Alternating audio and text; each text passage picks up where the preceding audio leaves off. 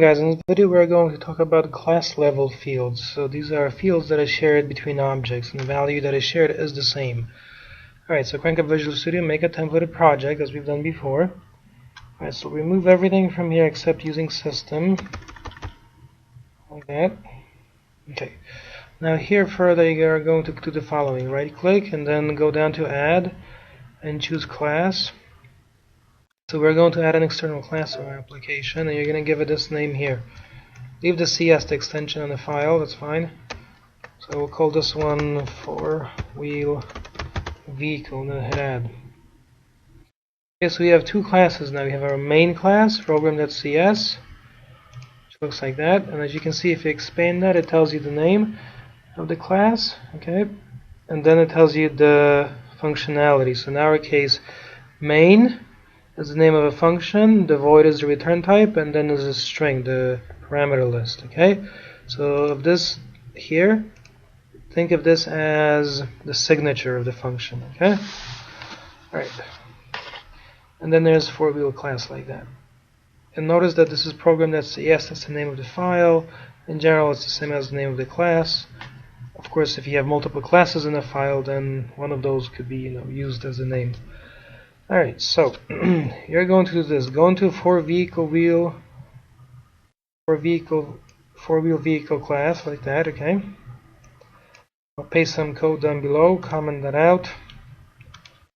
First of all, notice that here you can just get rid of all of these usings. You don't need any of them. Okay, keep the namespace. We're going to keep this class that we have here and the new one, program.cs also, within the same namespace. So remember, logically related functionality. Alright, so in our case, that translates into program.cs will use 4-wheel vehicle. Okay? So you're going to type class 4-wheel vehicle like that. That's already given when you create it.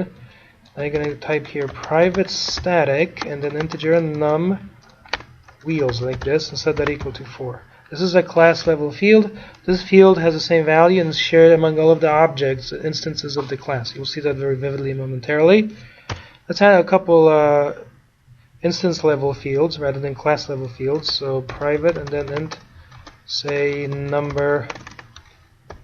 of doors like that, okay? And then now why is that an instance level field? Because for example, you can have a 4-wheel vehicle that's a hatchback, 5 doors, or you can have one that's 4 doors. You see, so that can change. The constant is, however, that both of those have the 4 wheels. Alright, the way we are defining them here. So private and then string color. Clearly that's an instance level field because that can change from from a blue car to a gray car, white, red, whatever. Alright, now we're going to make the constructor. So public 4-wheel vehicle like that, okay, and then int doors and then string paint color. And notice I use camel casing. Paint and then the big C. There you go. I'm gonna delete this that I don't need here anymore. Within the body, you can say this dot color equals, of course, paint color like this. This is how you will set the color of your particular car. And this dot num of doors equals, and then you'll set that equal to doors. And notice that num of wheels is left untouched. Okay.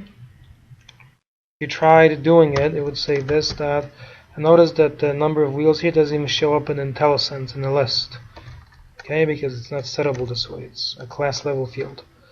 Alright, so now that you have these, we're also going to learn how to access them securely. Notice they are all declared as private, which means access is denied in general. So to access them, what you can do is type functions like this, public string and then get color, and then you can say here return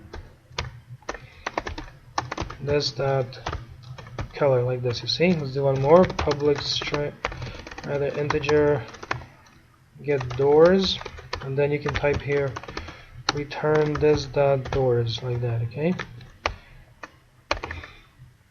Num of doors rather, there you go, like that, okay? And to return the num of wheels, okay, the class level field, you can create a static function or a class level function. And you can type here public static like that, okay? And then specify the data type, int, and then get wheels, and then return, okay, num wheels, and close out with a semicolon, just like that, see?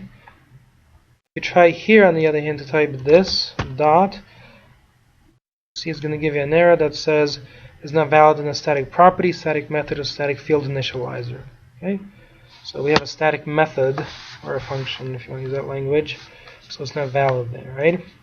It's not a class level, it's not a, rather, num wheels is a class level construct, okay, or variable. There you go. So this is our four-wheel vehicle class right here. Now to make use of it, we're going to go into program.cs. Let me take this code down below and paste it, comment that, and now it's created. Now here, let's just add using system. Alright, and now you're going to say four-wheel vehicle, like that, okay. Now notice something here, this is also very important. Class four-wheel vehicle, right? So by default, as you can see, they're in the same namespace, and it's accessible, okay? If you want, you can do stuff like this. What if you declare this class to be private? Then if you come into program.cs, it's going to say, let's take a look, you see, four-wheel vehicle, there you go. So, still accessible in that way. But I just leave the default, that those are access modifiers. We'll talk about those more later. There you go. Okay, so now you're going to say four-wheel vehicle, and then VH1 equals the new four-wheel vehicle, and then 5, comma, and say the color is blue. So 5-door blue four-wheel vehicle, and then four-wheel vehicle, and then VH1 equals, I'm sorry, 2 now, new four-wheel vehicle, right? It's 4, comma, and then red, and close that with a semicolon.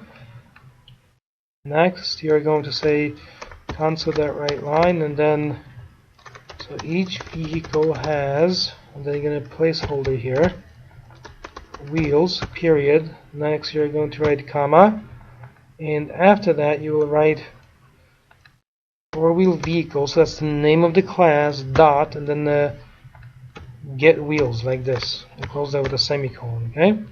So the static level function, as you can see, is called directly on the class, not on an instance of the class. So that looks like that. Then you're going to say console.writeLine, and then vehicle 1 has, then you're going to do that for the first placeholder, doors and is, and then a 1, right, and color. And then you're going to put a comma, and then you're going to call functions. So vh1 dot get doors, comma, and then vh1 dot get color, like that, okay? And then close this with a semicolon. So that looks like that, alright? As you can see, this is getting, there you go. Okay, so this is the code that uses that. Your assignment would be to add one more line. You can figure that out. Alright, so that's this. Let's give this a build. Okay, now, oops, I added this 2 times for some reason. Okay, go debug and step into. So you can see this in action. Notice we have 2 vehicles. If you expand them, there's a new thing that says static members, and at first num of wheels. You see that? So vehicle 1 is null, vehicle 2 is null, and then you have static members, num wheels, right? And that looks like that. Alright, now as you go through the process of constructing these, you're going to go back into the four-wheel vehicle class, hit the constructor, okay, and you see where it says this? That means the current object. You see this? Okay, and num of wheels has already been set over to 4, you see? There you go. Whereas doors and paint color are the local variables coming from the parameters of it. And if you hover your mouse over it, it gives you additional information. There you go. So you will initialize these. Come back over here, call the next, and go through the process, call the constructor. Right? So now we're going to call get wheels. Take a look. See this? So we stepped. Now we will call get doors and get color, and notice this is very sequential, so it goes from left to right. Okay, get doors gets called first, comes back, returns the value. Okay, then get color is called. Now if you expand vehicle 1 and 2, as you can see, these are two different objects of the class, two instances of the class. Right, they've got the instance level fields color and number of doors, blue and 5 and red and 4. But the static members, num wheels, as you can see, shared between them, and that's 4. Okay, so keep that in mind. But those are shared between objects. There you go. And that's it for this video. So remember, this is two separate files: program.cs, four-wheel-vehicle.cs. They're available also as PDFs. Make sure you type up the code, go through the debugger, and then you'll see this more vividly in action. And here, if you expand four-wheel vehicle, now you see this. It's going to tell you all the fields, and it tells you all the functions also. You see?